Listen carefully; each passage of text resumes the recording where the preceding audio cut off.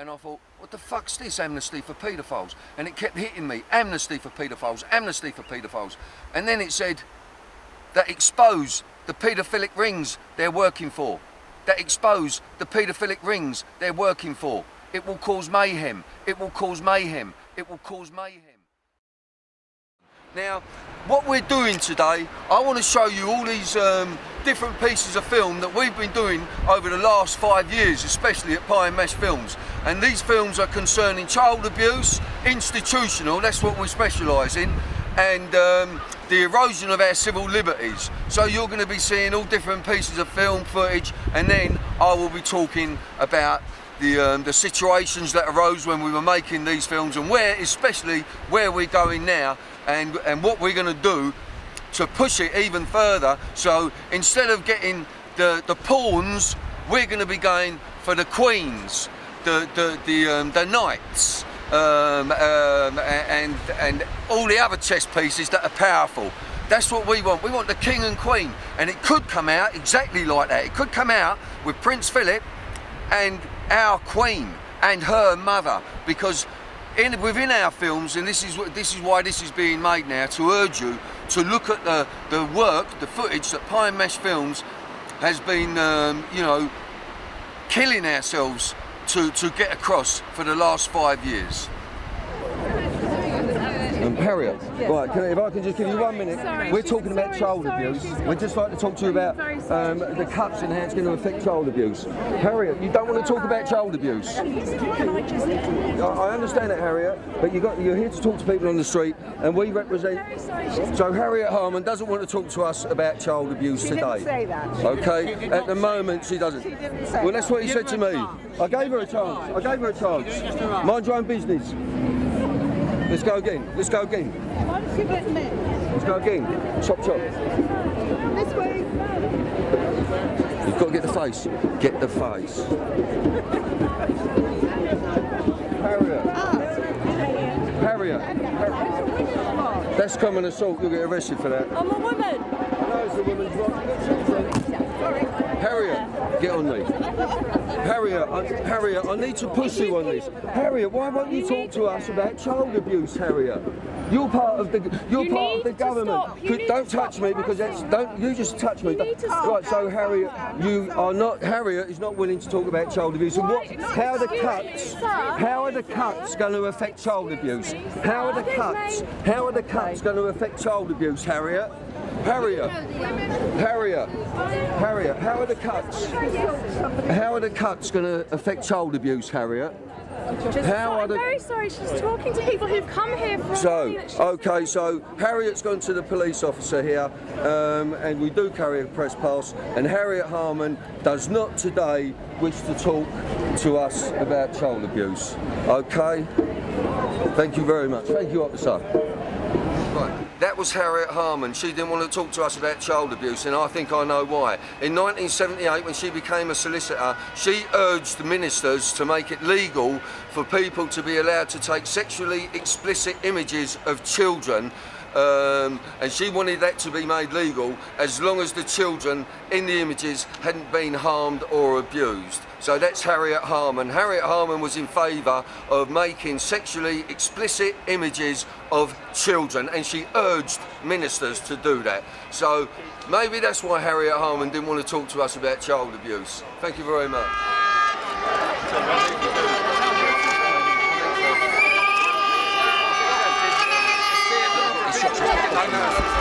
It's Bill Maloney, and I represent a film company called Pie and Mash Films, and we're interested in what the cuts are going to do against child abuse and young offenders institutions. Hey, mate, I think it's very important that we make I'll talk to Ed, not you. You're here to talk to people. I'm just on the BBC. Ed, I represent the lower working classes, and I'd like to know what you're going to do, and what your government... Let that girl alone. I want to know what you're going to do to help child abuse. And you've been talking about this before. What are you going to do about child abuse in our young offenders institutes? Bill, yeah, so you don't want to talk about it. Well, talk to me about it. Let go. Let go. What are you going to do about institutional child abuse operating in this country? What are you going to do about institutional paedophile rings that are operating in this country now. What are you going to do about institutional paedophile rings that are operating in this country now? Now! So here we are. I just tried to get an interview with Ed Balls, he wasn't having it, but Dave Prentice, who's head of Unison, he's going to talk to us, so you're not fighting with us, Dave. Now, I work for a film company called Climax Films, and we're interested in institutional child abuse and what the cuts are doing. We've got young offenders in our institutions that are being unlawfully restrained, and the kids are then going to kill themselves. We've got 3 children dying in care every single week in this country, Dave. Are you a dad? Yeah. Well, you understand, Dave. What are we going to do? Because we're saying it's not all about the money, as in the song, you know? It's not about the money. How do you feel about that? You saw Ed Balls wouldn't talk to me, Dave. Yeah, it's okay. We're really concerned about children's homes closing. We're really concerned about the care of vulnerable people in our society, and what is happening will lead to more child abuse. I've got no doubt whatsoever, because we will not have the resources in order to look after children. We know that centres which are responsible for people who may be in crisis, maybe even be suicidal, those centres are closing. And all of this is happening because of the failure of the banks and big business in our society. So Dave, if I could just reiterate on that, you think that more children are going to be abused because of the cuts in care? We believe that people need care, and the people who do that care are carers, public service workers, and we are fighting to maintain their jobs.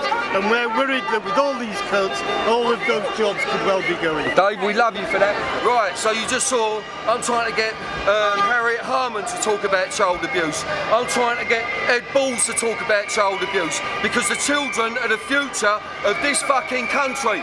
And he doesn't want to talk about it, and she doesn't want to talk about it. Why? Why don't they want to talk about child abuse? Because that's where the cuts are affecting child abuse.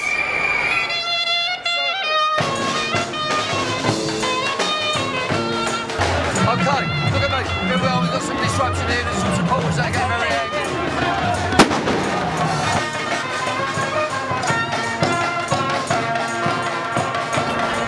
Here we go. Watch out. Alright, watch out. Be careful, mind your camera, protect your camera. Santander, leave that on me. Well, so we're still in Oxford Street, and they hit Santander as well. So they're hitting the bankers because the bankers are hitting us. £7.5 billion worth of bonuses these people are getting. They're giving nothing to the kids. We've got 1 million children unemployed in this country, while the banks are reaping the benefits of the poor. Now, as far as Harriet Harman's concerned, you know, Harriet Harman, when she was a barrister, she was trying to get paedophilia, especially like so incest, would not be illegal, and children who had you could download or have pornographic images of children as long as the child wasn't being stressed or duressed. Bullshit, bullshit, bullshit, bullshit. And Ed Balls, you saw Ed drop his balls there, you know. Oh, good question, good point, good point, good question, good point. Ed Balls couldn't answer the question. None of these people would answer the question. Now they've all got to be taken to book.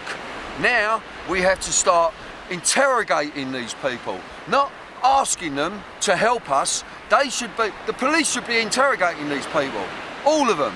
And I do believe that there was at one point, out of 600 members of parliament we've got in this country, 100 of those was on the sex offenders registers for children or whatever. The royals are involved. Everyone is involved. Paedophilia is like cancer. It's not prejudiced. I asked you the same question, Kate. As a member of parliament, what are you going to do about paedophile rings that are institutional paedophile rings that are operating in this country now? You haven't answered me, so I shall. You asked me again. What are you going to do about institutional paedophile rings that are operating in this country now, Kate? Well, the first thing I will do is, because you have raised this with me now, I will put down a question, which you will see in Parliament probably next week, or certainly when the House comes back, a written question asking the Minister on information as to what the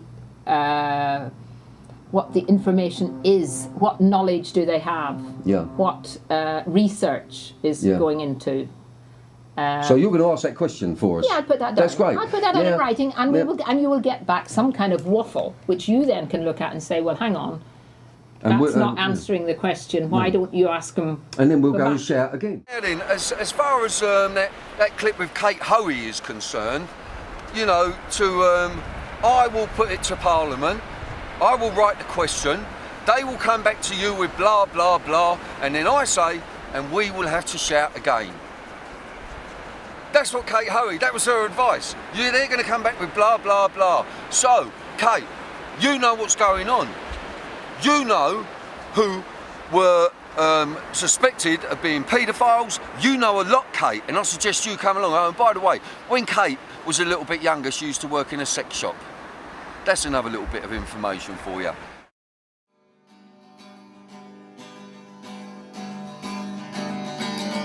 Take a listen, baby, tell me what you hear. You hear a lot of people saying something, but you don't know where they've been. And it ain't worth asking. Only know, baby, you're too young. You're too young. Too young. Too young to sing the blues, too young. You're too young. Too young. Too young to sing the blues. I'm not a social worker. I am a documentary filmmaker. I am a tough fucker. All my family was brought up in care. I was brought up in care, and I'm out to get yous. If you're abusing kids wherever you are, that's my aim in life. I'm coming to get you. So you look under the bed at night and you'll see Bill Maloney if you're a fucking nonce. And that'll do me, Lou. Take a listen, baby, tell me what you hear. You hear a lot of people saying something, but you don't know where they've been. And it ain't worth asking. Only know, baby, And this might be a documentary from anywhere from fucking, I don't know, wow, whatever. But I want this to be heard. Too young. Too young. Too young. Too young to sing the blues. And I'm not here to satisfy egos. I'm here to stop children being abused now. Well, why should I justify what happened to me and them places? Why should I? Why should I? They're supposed to be looking after me, man. Fucking up. Fucking me. You don't know where they've been. And it ain't worth asking. Only know, baby, you're too young. You're too young. Too young. They are protected by the establishment, you know. You can't keep bashing our kids like this. We're not going to allow it anymore. We're not going to allow it anymore. Fuck that off for a minute. I'll get it up now. When Adam died, his cell was sealed off for a day, and then it was reopened because Hasselfield needed the room. They didn't let the police continue with the forensics. It was reopened. They told them no more. And that is all my life up. Do you believe that your son killed himself? No. Do you believe that Adam killed himself? Do you believe that Adam killed himself? Do you believe that Adam killed himself? Do you believe that Adam killed himself? Do you believe that Adam killed himself? Do you believe that Adam killed himself? If you're not a little boy for me, you won't. You'll be there. If you're not, you'll be that side. Correct? If you fucking disagree with me, you'll be the chin. You're talking to me. You're moving to the chin? Yes? Too young. Nazi? Too young to sing the The order. From £178,000 to £200,000 to keep a child in a secure training unit or in a local health authority secure unit. So these kids have become big profit. And then they go into these places, get abused, and then when they come out, then the fucking solicitors get hold of them and they start making money out of them. You know, the crown, because you know the Queen Elizabeth will be off the crown soon. I remember what Charles did, with the butler and the toothpick. Hello, hunk of food orders. Hello. William, to salute. Salute. When we leave here, you're on your own. You still do it. You're on your own when we leave here. Yeah. That's what fucking does me. Yeah.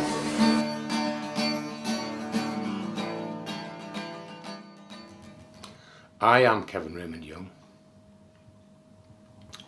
I am a victim of abuse while serving a short sentence at a young boys' institute known as Medemsley in County Durham.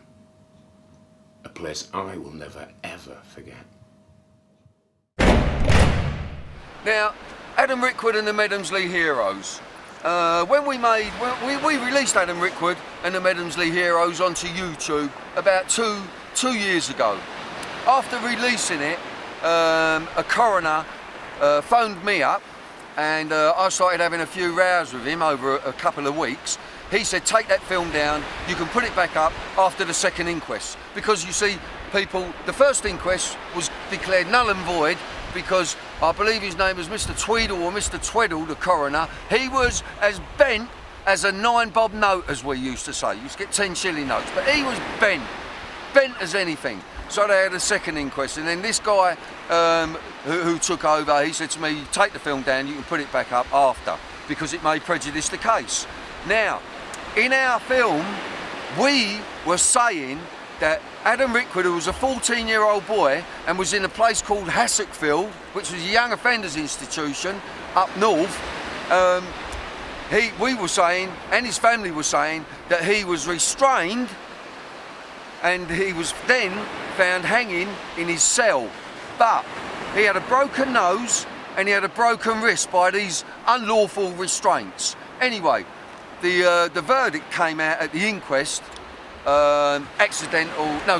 unlawful death. Unlawful. Me or you done that, that would be murder. So he said, once it was over, we can release the film. So we released the film. So what we said, and we insinuated that this kid was killed and then hung to hide the crime. Why did the coroner say, yeah, you can release it afterwards with that in it? All his decision was unlawful death. So the coroner was more or less saying we were right. Adam Rickwood was killed by guards, and an interesting thing on that story, one of the most interesting things, out of 40 cameras in that young offenders institution, 40, there was only one not working that night of that assault on Adam Rickwood, the night of his killing, of his murder, and it was that one camera that was supposed to be filming what happened to Adam Rickwood. Surprise, surprise. Cover up, cover up, cover up. The story of Adam Rickwood. I urge you all to go onto YouTube and just put in Adam Rickwood and the Medemsley Heroes and watch this film, because I call them the Medemsley Heroes. I mean, Richard Hall is has been destroyed, and he is a broken man. And when he hasn't got money to self-medicate with alcohol, cannabis, and whatever else he can get hold of to numb him, he spends his time in bed. So he touches my heart, and he's like a brother to me. As a lot of victims that I deal with become just like brothers and sisters, and some of them say it's good to have a brother like you, Bill, because you're so outrageously forward-thinking, forward-speaking, and courageous. Well, it's not got very much to do with all that, actually. It's because I have been driven fucking mad by my own abuse, my family's alienation. You know, I sent to Lambeth Council for my papers while I was in their care, and I believe I was in their care, all my family, for about 6 or 7 years. They sent me 4 pages. So it was 4 pages of A4, but on each page there was only sort of 8 lines. And then Lambeth Council, and You know, 4 pages for maybe 6 to 8 years of my family's life. That's what. So anyway, I would like to pay tribute to Richard Hall, and I'll do a little impersonation of him if I can. Hello, hello, Hong Kong Police Office. Hello, hello, hello. Love you, Rich. And let me emphasize again, whatever else, we have a dead child or dead children in that cellar. Now, we don't know yet how they got there, we don't know how they died, but we do know that within that cellar there is at least 1 dead child and maybe more. And anybody that wants to denigrate that or to try and minimize that, then I would ask them to look at themselves. It may turn out in the end that the death happened elsewhere. It may turn out that it happened a long, long time ago. Let's hope that is indeed the case. But at this moment in time, we cannot say that, and until we do our inquiries, we can't rule it out. And as I say, I would ask everybody again who are having an attack at our victims, an attack at the credibility of this inquiry, to remember the work that our staff are doing in there, what they're finding, the evidence that they're finding, and to have the welfare of the victims at the forefront of their minds.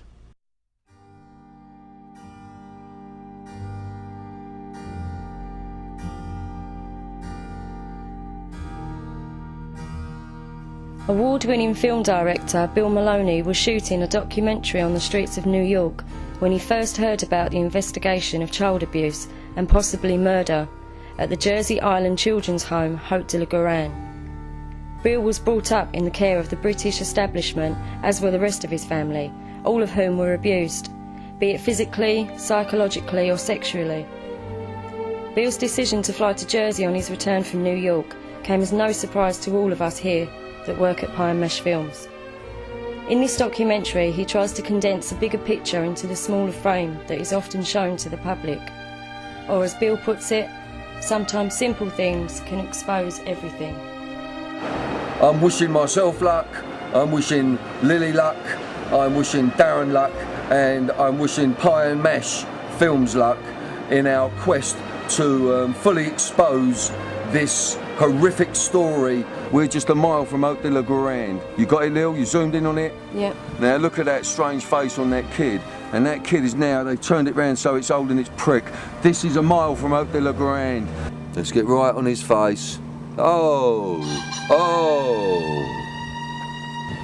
No, I'm a friend of Jesus Christ.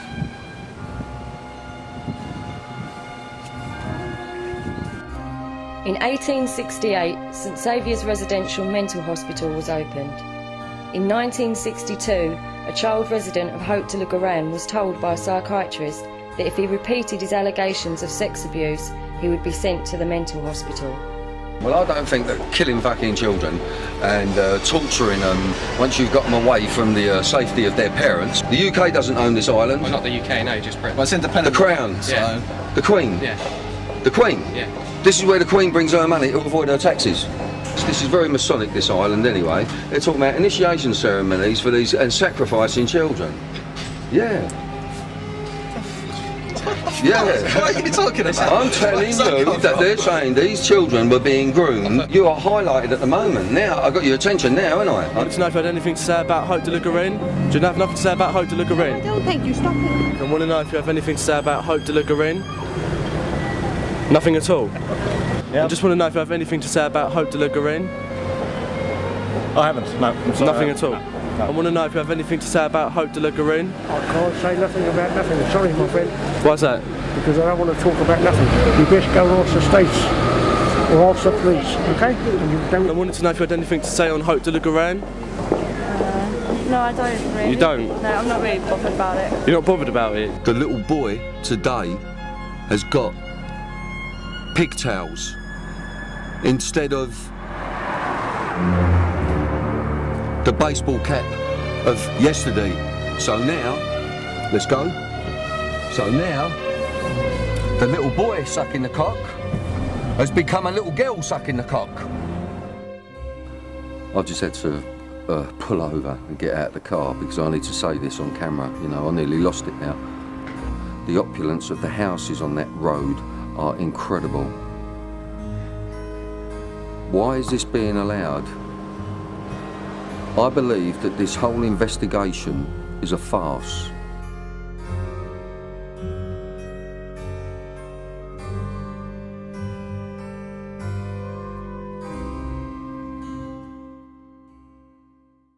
as far as the Jimmy Savile case is concerned, we put it into the arena that Jimmy Savile was a necrophiliac. Now, for those of you that don't know, necrophiliacs, they like to have sex with dead people, dead bodies.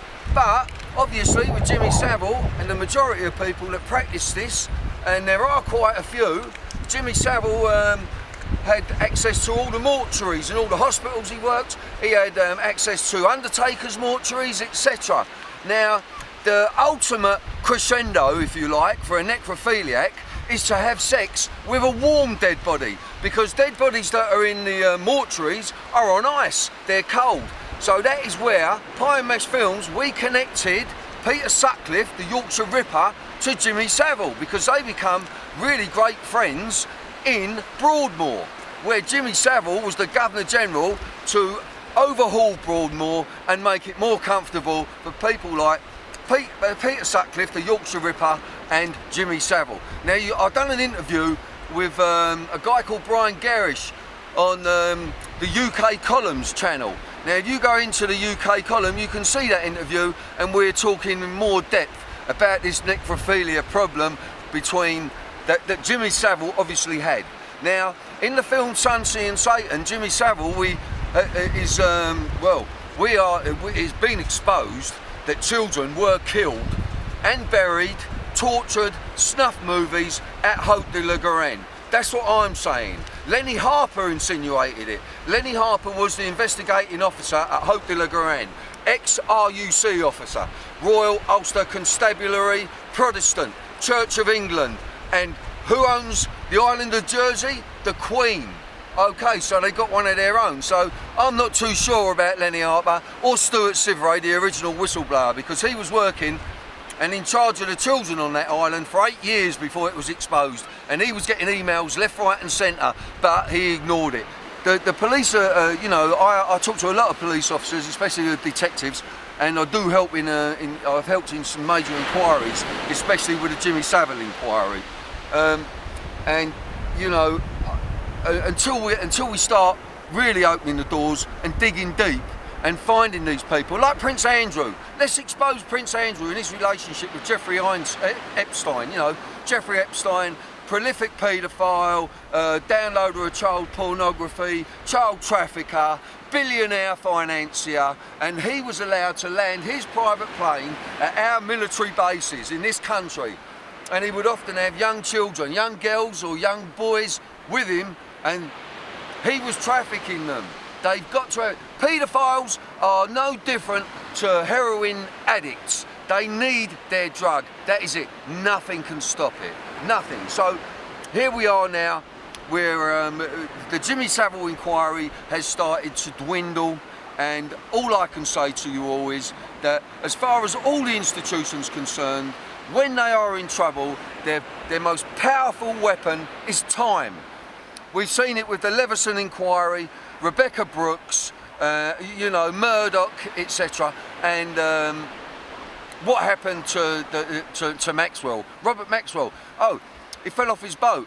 Oh, did he? Oh, that's all right then. So a big fat man like that falls off his boat, he's dead. Same as Natalie Wood, same as Marilyn Monroe.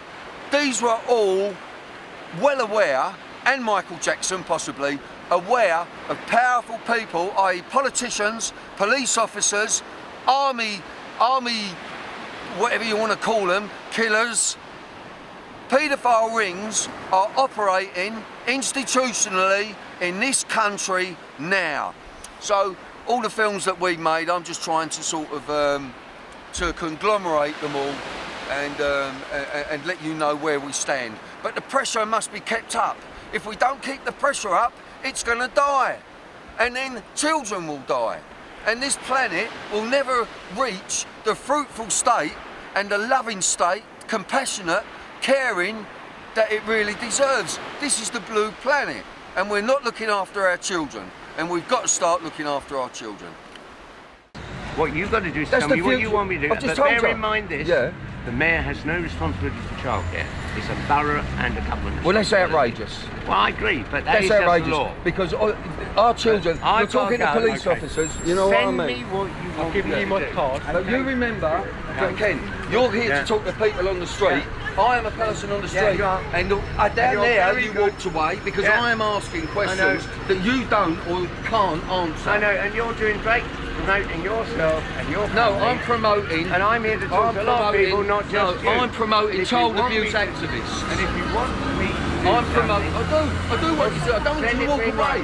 Stand and talk to me because I'm not going to get a chance to talk to you again. No, and don't touch me. You're assaulting me. It's a common assault.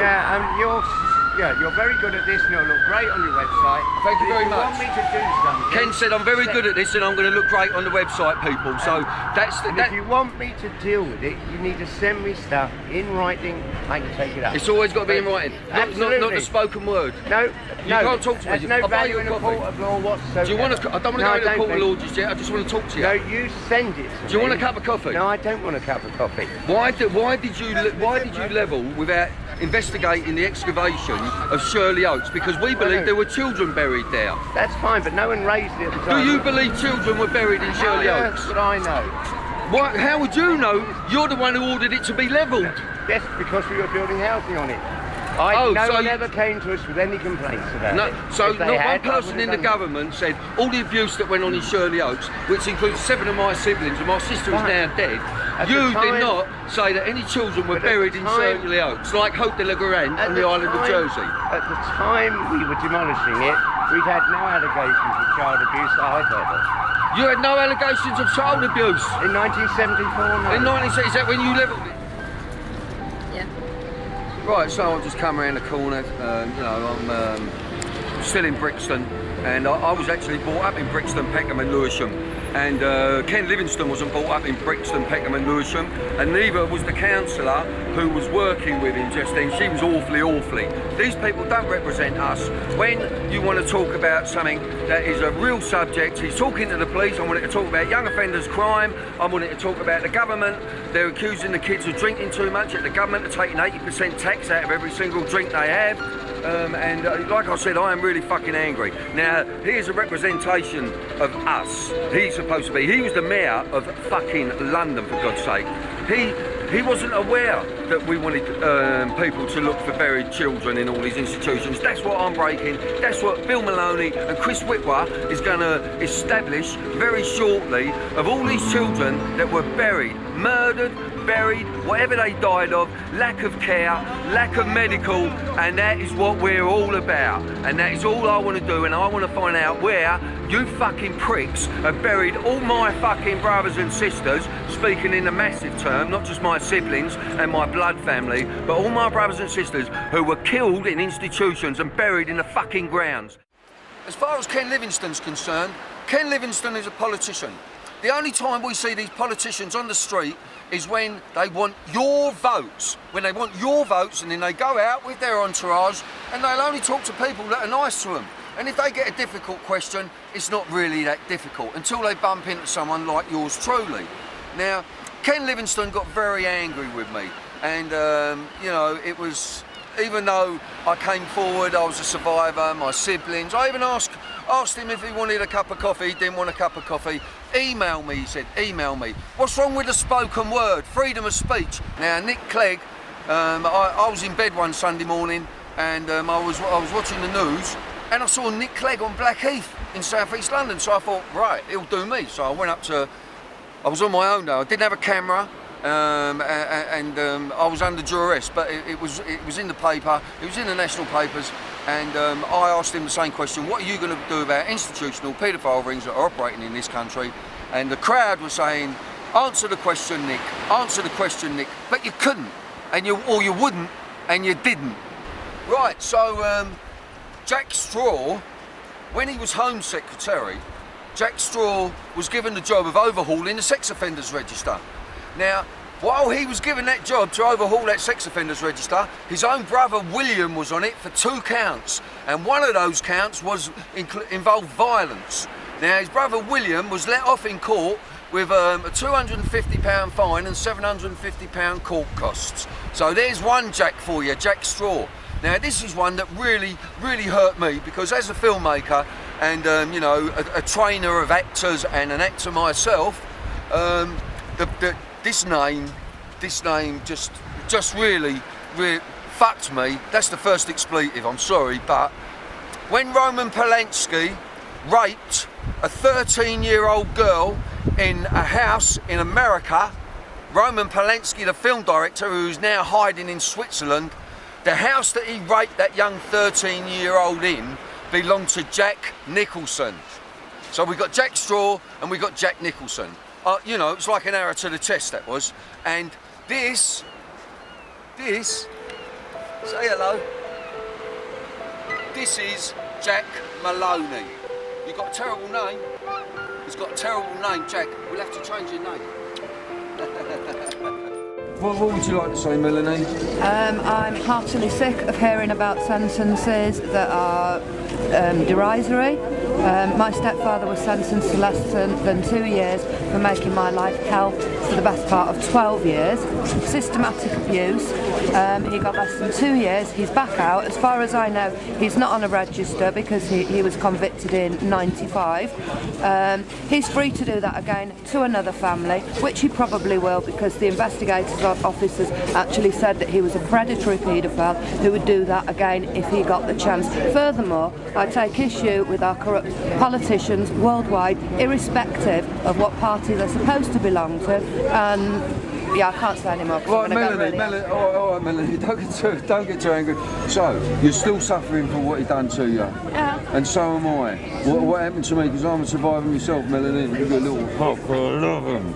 And we're going to get you. We've got to stop this. We've got to stop it. I agree with you 100%. Look at Melanie. How old are you now, darling? 44. She's 44 now, and look what you're doing to her. Look what you're doing to her still, 44. And do you know what hurts most? Every time I hear another sentence like that. That's what hurts most, when I hear another sentence like that, or even worse. Yeah. That's what hurts most. Right, and in fact, I did see someone at the NHS recently, and I've turned my back on them because I don't trust them, because the 3 hours I spent with her, everything came back to, why aren't these people being punished properly? Why aren't they being punished? That's what I want to know.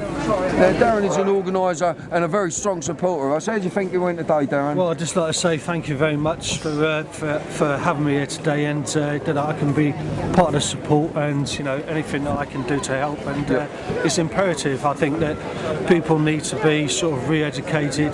They need to know a lot more about the paedophilia and the paedophiles in this country, not just in this country, but all the countries around the world. And a real big thank you for the work that you do at Pie Mash Films, because it is extremely educational.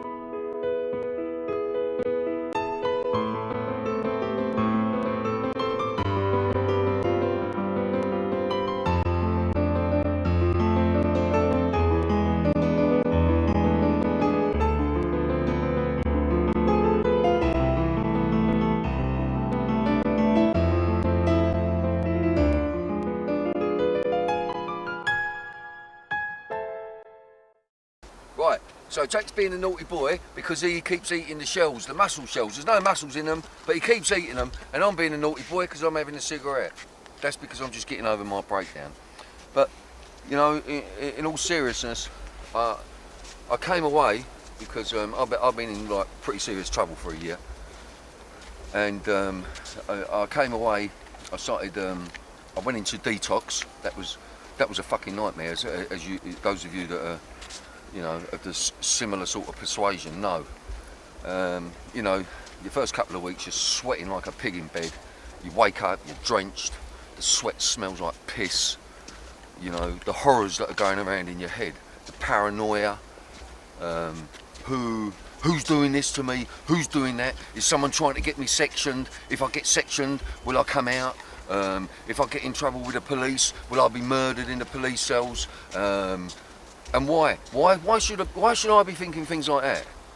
The same as I suppose Robert Greene was thinking it, you know? I remember when Robert Greene was with Holly Gregg. You know, he was heavily involved in the Holly Gregg case, and he still is. He's not giving up on it. But I remember when he went into prison for work that he was doing on the Holly Gregg case, he was shouting for disabled children, especially Down syndrome children, who were being raped by members of our institutions up in Scotland, i.e.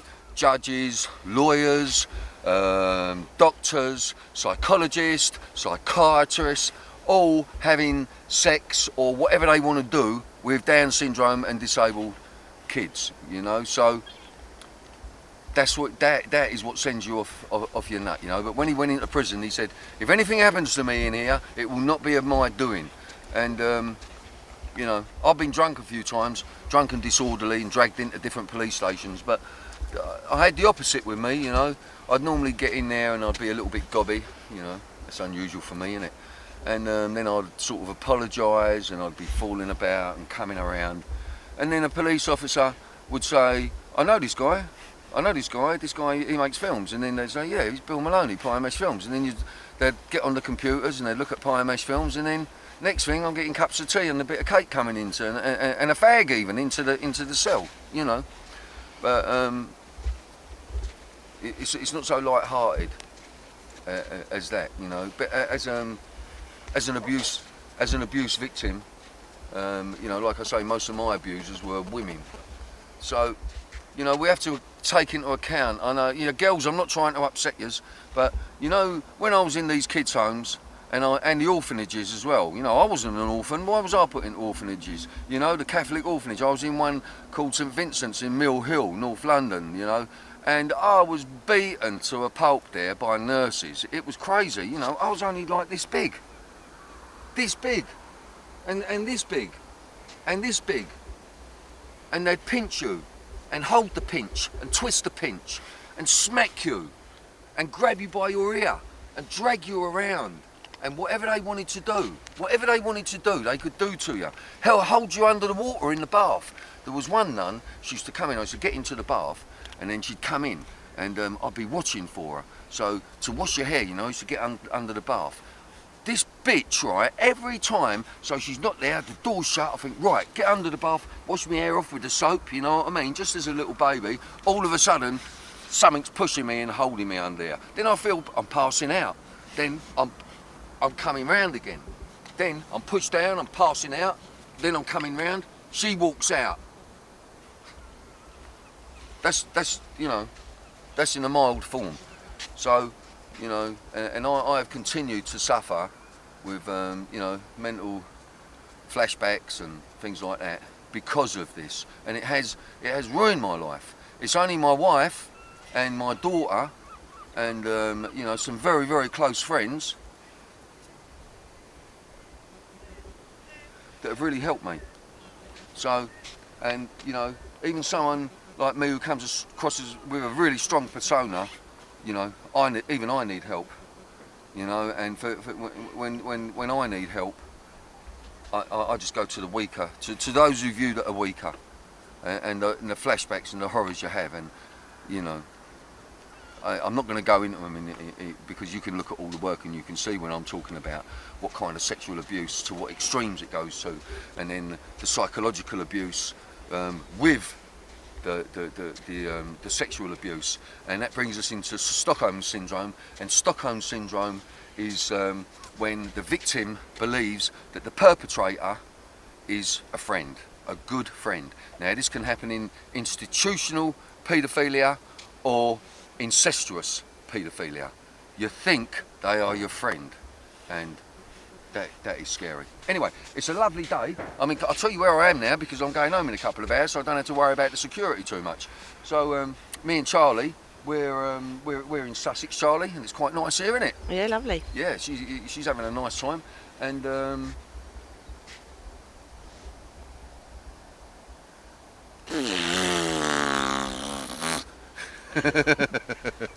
well, okay, don't keep filming. Jack, come on.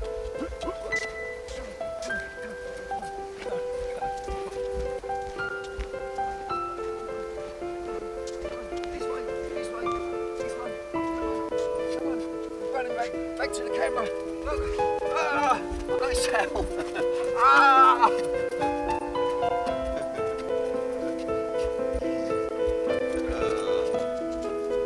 See? You know, when you read the Bible and things like that, it says that animals aren't spiritual. Bullshit. Bullshit. They're more spiritual, more empathetic, and friendlier than any of our politicians. You want to say something? Oh, you say Come on, Chef. Say something. You've got to say something because that's what you're here for, isn't you? Right, so... We're basically against everything against... Hang on, mate, what's your name? My name's Asif. Right, Asif, go on, crack on. Essex, we're basically just cheesed off of jobs, welfare, the state, the economy, war. That's my particular problem. We go to war everywhere, we rob every other country. Why? Why do we do it, Asif? Because we're greedy. Because we're greedy? Because we're greedy. We don't think about other people, we just think about ourselves, and it's all got to stop. There's people starving, man. People live in tents and look at us. It's all got to change, man. The financial problems have all got to stop. These greedy bankers, it's disgraceful. It's obscene, man. Asif, how do you feel about having an unelected Prime Minister in power in this country, which is supposed to be one of the peaks of democracy? How do you feel? All this democracy, like, it's a waste of space.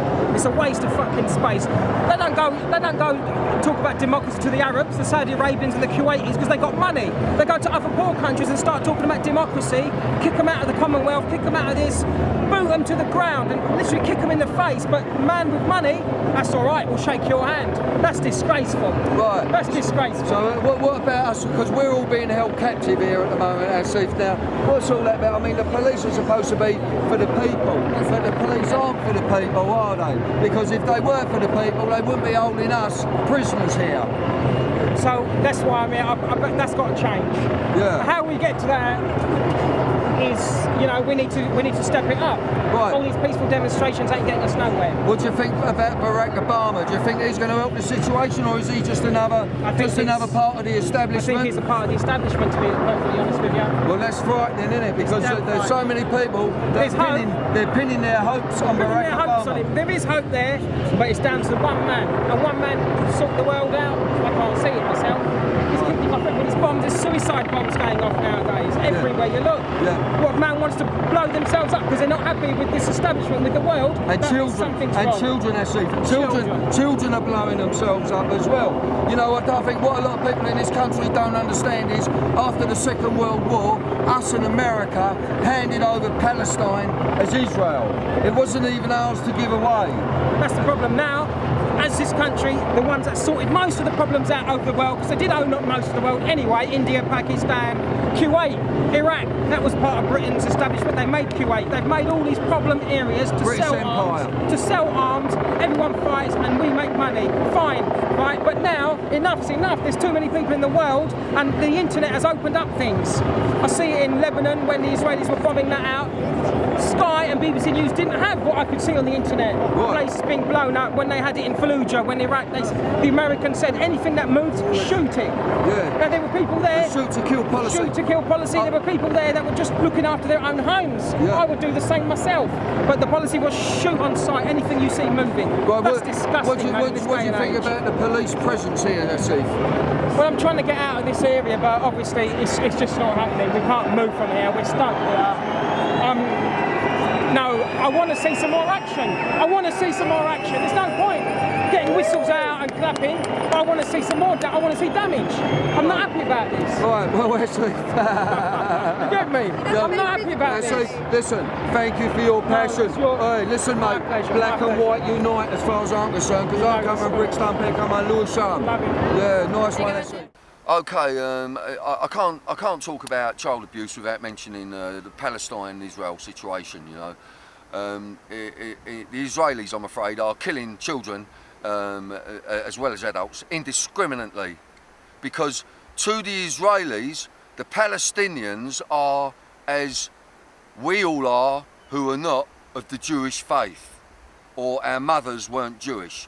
We are called Gentiles. The word Gentile means unclean, ungodly, heathen.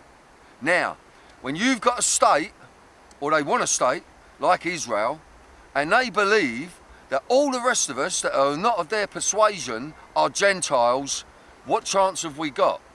That is what gives them the freedom, that what they read in their Torah or the Bible. They are the chosen ones. They chose themselves, actually. So, you know, you Israelis, you are killing indiscriminately children. That is child abuse. That continues for years and years and years and years. But to the Israelis, they are not killing Palestinian children, they are killing Palestinian freedom fighters of the future. Now, it was us, Russia and America gave over Palestine to the Israelis after the Second World War. Now, instead of the Israelis saying thank you to the Palestinians, let's live together, let us create a wonderful, beautiful state for us all to live in hand. They didn't do that. They didn't do that. What happened was they said, we know this is all, this area, this is your house, but it's ours now. It's ours now. And you lot can have the kitchen or the toilet. That is simple. And I've got to tell this joke, right? It's not a joke, really, but, well, it is. It depends on how you feel about the situation. There's a Palestinian family, and they're sitting around and they're just eating their evening meal. All of a sudden, there's a knock on the door, more like a bang on the door. And the father says to the son, he says, his eldest son, he says, son, he says, go and see who's at the door. Ask them if they bring them in, they can share our food with us, they can sit down with us. Go and see who it is, son. So the son goes to the door, and you can hear the door open. The father hears a few muffled voices. The son comes running back in. He says, Father, it's the Israelis. The father stands up and says, quick, hide the fucking land. Hide the fucking land. Or they will kill our children and our women indiscriminately. So here we are on the second day of the G20 conference. Today we're at the Excel Centre, and today is more about the war. Yesterday was about the bankers, today is about the war. Ethiopia, starvation, world poverty. That's what we're here for today. Let's what have you got to say, sir? We are against helping Ethiopia, the criminal. They are making a genocide in Ethiopia, especially in Ogaden. The Ogaden people is going to be eliminated from the surface of the earth due to malicious cruelty. Thank you very much. This man is talking about corruption, poverty and starvation in Ethiopia. Is that right, sir? Absolutely, that's a corruption.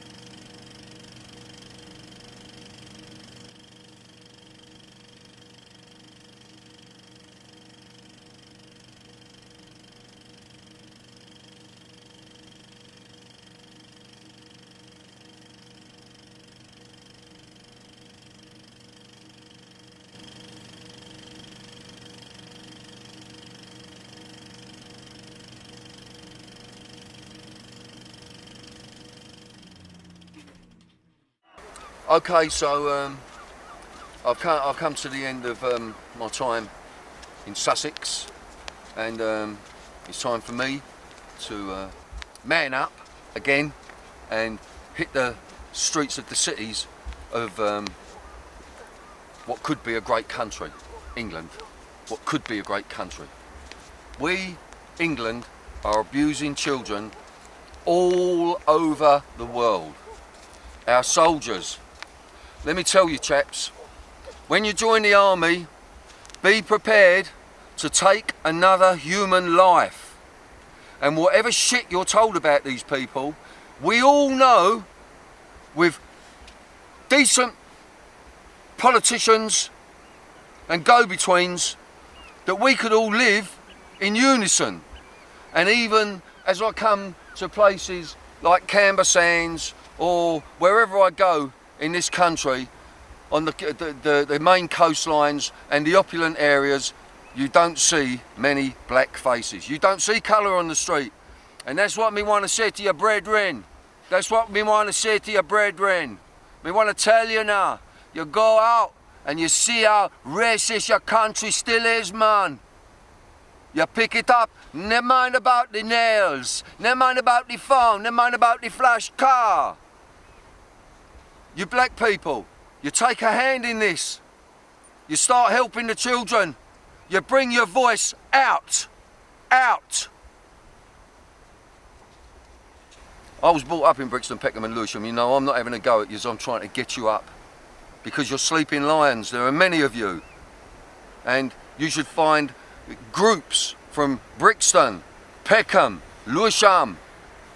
And you should go to the opulent areas and see how many black people are on the payroll of anything decent. And this country is killing us all very slowly, spiritually. And whether you believe in God, the angels, the spirit world, or whatever, you know, we've got to do something now. Time is precious. Time is running out. I don't want to leave this planet and on my deathbed, or wherever that may be, whether it's on the street or wherever, maybe someone's going to get me somewhere. But however I go, my last thought will be for the children. Malnutrition is a very, very painful condition. These children don't just not get fed. We're filling our supermarket trolleys up this Christmas. Children are living on nothing. Children are eating grass. Children are drinking contaminated water. Most of you. One thing is, all the communities at Christmas, we all come together, and most of you don't know what it's about. And let me tell you something about Jesus. Jesus isn't all about that and praying. Jesus was one of the best activists this planet has ever seen. Let's respect him for that. This is about his birth. Jesus spent his time helping the poor, the starving, the weak, the children. And he said, if anyone, he had a child standing next to him in a village one day, and he said, if anyone hurts a child that is a friend of mine, he may as well put a tombstone or a stone of some sort around his neck and throw himself in the sea. Let's do it. Take our politicians to task. You lot, stop lying to us. You are lying to us through your back teeth and time that you use as your weapon in the bloody Sunday inquiry. 30 years it took for that inquiry, and it came out as murder. David Cameron was biting his own heart because he had to apologise to the Irish. And to this day, a Catholic can still not marry into royalty and sit on the throne. Okay, this is a little bit scary, actually, this piece that I'm doing now. I'm in Dean Street in Soho, in the middle of London, which is film world, really. Now, the shot you first saw over my shoulder, that is called the Groucho Club. Now, the Groucho Club is a national and international media club. Now, we have broadcasting journalists in there, i.e. camera, you know, film. We have national journalists from all the national newspapers that go in here. radio presenters, etc. Now, in the Groucho Club, a couple of years ago, on their website, a paedophilic forum was discovered. Now, this information was given to Pie and Mash Films by a guy, and we can't disclose his name, but he was a member at that club. So there was a paedophilic forum working in one of the most powerful media clubs in this country. As victims, how can we trust the national media? The way we put our work out at Pie and Mash Films is powerful, it's comprehensive, and if it's horrific, we talk horrific. The national media do not do that. The national media trawl the alternative media on the internet. They find out what we're talking about, what is important, and then they take it and they sanitise it because they know it is out. Once we put it out, it is out. Then the national media come in like vultures, plagiarise stories and do what they do. How can we trust them? The Groucho Club, paedophilic forum on their website, and it stinks here, and I'm going. One thing that did come out of my recuperation and myself and other people helping to get me well again, and I think I'm nearly there, is I was sitting in an armchair one day, and I must have been sitting in there staring at the floor for 2 or 3 hours. But within that, an idea came to me, a thought came to me, and it was amnesty, amnesty, amnesty for paedophiles, amnesty for paedophiles, amnesty for paedophiles. And I thought, what the fuck's this, amnesty for paedophiles? And it kept hitting me, amnesty for paedophiles, amnesty for paedophiles. And then it said that expose the paedophilic rings they're working for, that expose the paedophilic rings they're working for. It will cause mayhem, it will cause mayhem, it will cause mayhem. Then you put it all together. Amnesty for paedophiles that expose the paedophilic rings that they have been working with. It will cause havoc because they will all be saying who's the first one to come out and going to grass us all up so that they can get amnesty. So, amnesty for paedophiles who expose the rings that they're working for. Let's do that.